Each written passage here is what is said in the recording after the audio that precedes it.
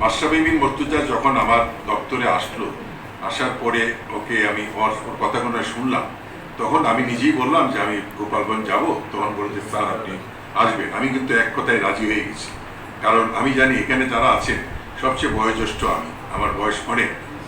তো তারপরেও আমি মনে করি যে না, আমি দায়িত্ব নেবার পরে আমার একটাই প্রতিজ্ঞা যে আমি জনগণের দোরগোড়ায় সাহিত্য সেবাটা পৌঁছে দিব, একদম প্রান্তিক জনগোষ্ঠী যেন সাহিত্য সেবা পায়। আজকে যদি লড়াইলে একটা ভালো হাসপাতাল, একটা ভালো অপারেশন থিয়েটার হয়, তাহলে তো রুগীরা ঢাকার দিকে যাবে না, যশোরে যাবে না। তাহলে এই যে ঢাকা মেডিকেল কিংবা যে কোনো বড় বড় হাসপাতালে আমরা যারা ডাক্তার আমরা জানি হাঁটা যায় না রুগীদের চাপে। তা আমার তো এইখানেই তো ভালো ব্যবস্থা করা দরকার, তাহলে কিন্তু রুগীগুলা ওই ঢাকামুখী হবে না, আমরা যদি তাদেরকে এখানে চিকিৎসা সেবা দিতে পারি।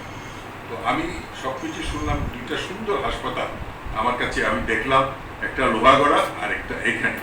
এত সুন্দর দুইটা হাসপাতালকে যদি সচল করা যায় তাহলে বহু মানুষের উপকার হবে। আমি অবশ্যই এই ব্যাপারে কাজ করব। সত্যি কথা, আমি রাতারাতি পারবো না, রাতারাতি কোনো কিছুই সম্ভব না। আমি খুবই খুশি আজকে এখানকার আপনাদের সাংসদ মাননীয় হুইপ মাশরাফি বিন মুর্তজা যেভাবে হাসপাতালটাকে ওন করে, এইভাবে যদি আমরা সারা দেশের সব সংসদ সদস্যরা ওন করে, তাহলে ডেফিনেটলি বাংলাদেশের স্বাস্থ্য সেবা অনেক উপরে নিয়ে যাবে। আজকে যদি লোকাল সংসদরা তাদের লোকাল হাসপাতালে গিয়ে নিজেকে চেক আপ করান, ব্লাড প্রেশার দেখান, তাহলে কিন্তু জনগণের আস্থাটা বাড়বে, তাহলে আর জনগণ এখান থেকে অন্য কোথাও যাবে না। কিন্তু আমার সাংসদরা যদি কথায় কথায় বিদেশ চলে যান, তাহলে কিন্তু জনগণের আস্থা ফিরে আসবে না। যাই হোক, আমি শুধু ক্রিকেটার হিসাবে না, আমি মাশরাফির যথার্থে জানি, আমি কিন্তু পাকিস্তান আমলে 2-1 ক্রিকেট খেলছি। সেই তখনকার আমলে দৌলত ভাই, পুরান, এদের সঙ্গে আমরা ক্রিকেট খেলতাম। সে বহু পুরানা, ওরা চিন্তাও করবে না, ওরা জানে। আর আমার আপন শ্যালক, ওর টিচার দীপু রায় চৌধুরী, পাকিস্তানের আমল থেকে ক্রিকেট, রকিবুল হাসান আমার খুব ঘনিষ্ঠ বন্ধু। যাই হোক, ক্রিকেটের সাথে আমি আমার আত্মার অনেকটা সম্পর্ক, এবং সেই হিসাবে আমি মাশরাফিকে তো ডেফিনেটলি পছন্দ করি, এতে কোনো সন্দেহ নাই। আমি মনে করি যে ওর বয়স তো আমার ছেলের মতো বয়স, তো আমাকে একটা রিকোয়েস্ট করতে, সেই রিকোয়েস্টটা আমার রাখা উচিত। আমার চিকিৎসক আপনাদের কাছে আমার বিনীত একটা অনুরোধ, আমি কিন্তু মন্ত্রী হিসাবে কয়েকটা জিনিস নিয়ে কাজ করছি।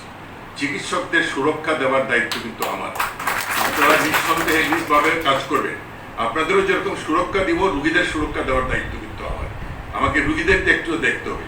আপনারা নির্ভয়ে কাজ করবেন। আপনাদের কোনো রকম কোনো অসুবিধা হয়, যে কটা দুর্ঘটনা বাংলাদেশে ঘটছিল, আমি প্রত্যেকটাতে কিন্তু ডাইরেক্টলি ইন্টারফেয়ার করছি, প্রত্যেকের সাথে কথা বলছি যে আমার চিকিৎসক ভাইদের কথায় কথায় গিয়ে অ্যাটাক করা, এটা চলবে না, এটা খুবই খারাপ জিনিস।